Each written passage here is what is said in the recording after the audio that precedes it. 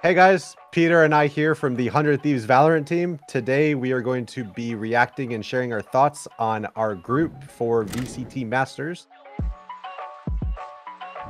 Each team and each pool was randomly drawn into one of the four groups, groups A to D. If at any point a team was drawn into a group which they already had a team from their region, then they were placed into the next alphabetically sequential group.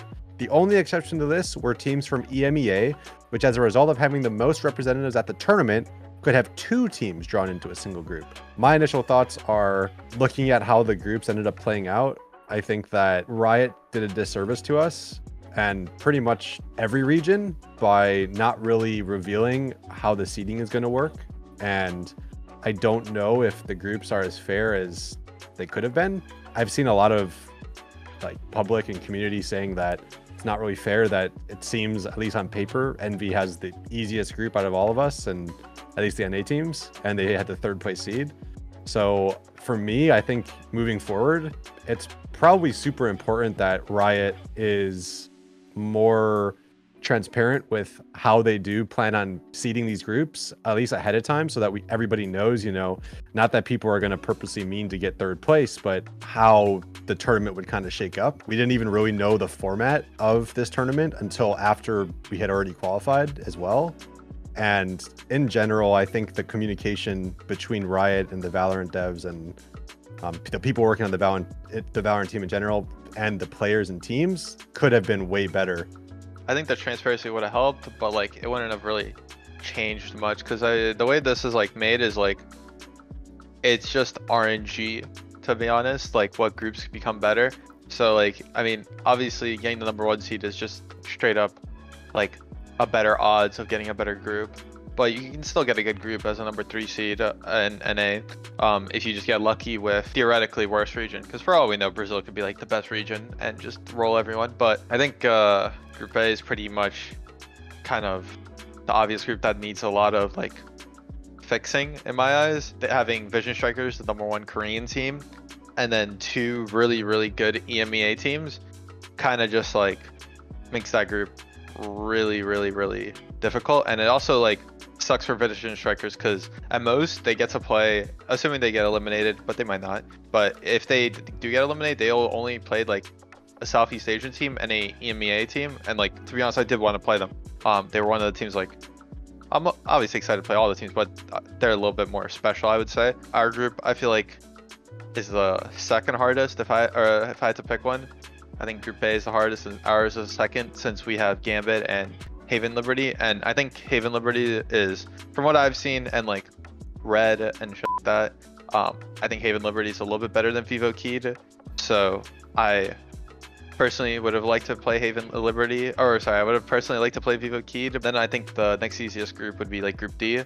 I think since there's a 1 NA team, 1 EU team, it's like that's a pretty clear one. And then obviously the easiest one would be Group B. I do believe that the best solution, since you're saying like the backlash, would be like moving one of the EMEA teams to Group B and swapping it with like KRU or Zeta division.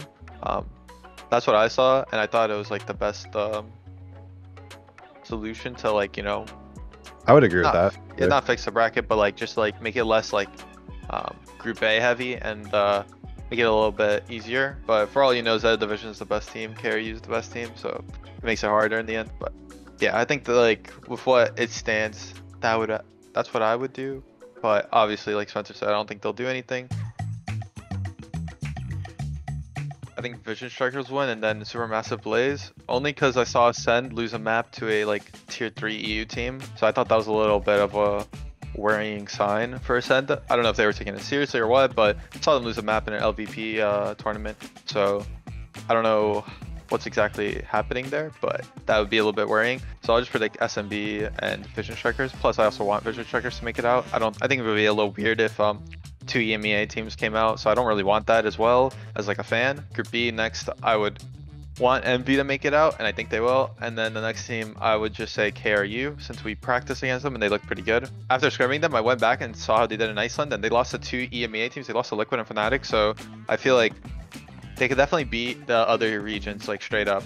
And the other one they got in Iceland was against Sharks, and they just, I'm pretty sure, I didn't see the score, and I can't remember it, but they beat Shark, so they're definitely, I think they're pretty good. And they just got unlucky to play Liquid and Fnatic in Iceland.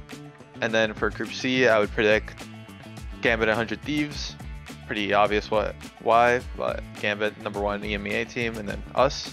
And then for Group D, I think Sentinels and G2 would probably be the most like obvious picks, and I think they are favorites to go through. I'm not going to go through every single group because I pretty much agree with Peter on all of them except for Group A.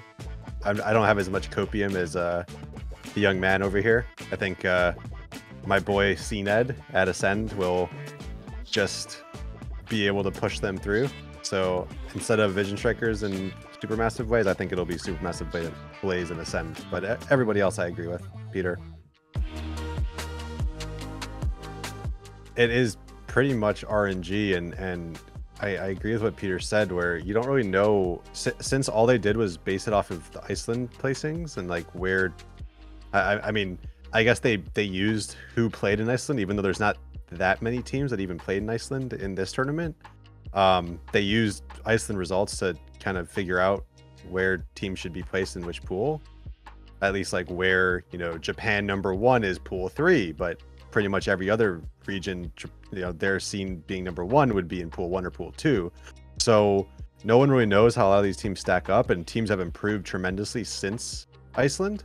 I mean, it's months ago now. So for me, I feel like there needs to be some kind of like an unbiased analyst or something that could be like, okay, well, you know, Vision Strikers is Korea #1, and even though they are in pool #1, maybe they're not as good as Japan #1, which I think is Zeta Division, right? Zeta Division.